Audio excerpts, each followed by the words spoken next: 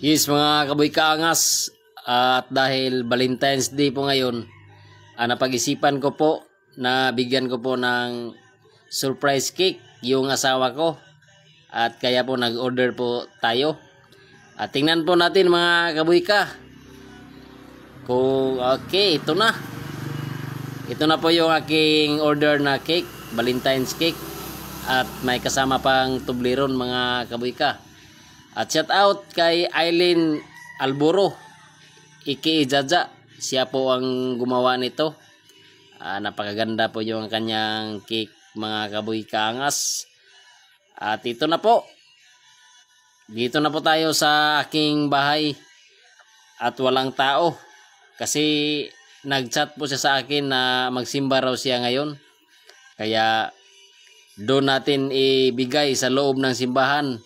At ang saya-saya kasi maraming makakita nito mga kaboy ka. At pasok muna tayo kasi may kunin pa si Boy Kaangas. At wala kang tao dito mga kaboy ka kasi yung dalawa kong mga anak ay pumasok sa paralan. Ito kaya walang tao, walang naiwan dito. Yan. At ito na. Ito na mga kaboy ka. Kinuha ko na yung surprise cake. Shout out nga pala sa aking cameraman Paretinoy Iscarsa. Pre. Oh, grabe na na. Siro kay naongo. Yan na. Bigay na dyan. Wa na dyan dua-dua mga kaboy ka. Mupasok na dyan Oh. Ito na. Gisulod na dyan. Isulod na. Ting katawa dyan ako to ting. Oh, di na. Makaboy ka. Excuse me po. Okay, pasok. Okay, dada. Tanawa ninyo, pero tilipaya dyan. Tilipaya po sa akong kumare. Oh, wa dyan magtuwa akong sawa. Nga gitagaan ako. Napas yung bulak. Sus, ginuo ko tong tagiya sa bulak. Amot, nasuko ba siguro to?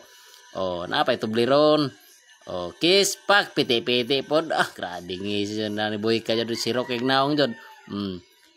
Oh, mo ni mga kaboy ka sikreto nga dili rason nga nanay tay mga anak nga dili tagaan nato mga surprise ang atong asawa kay dako kay nang kalipay nila. Mauna nga bisan hinana kagamay ang kantidad lipay jud na sila kayo.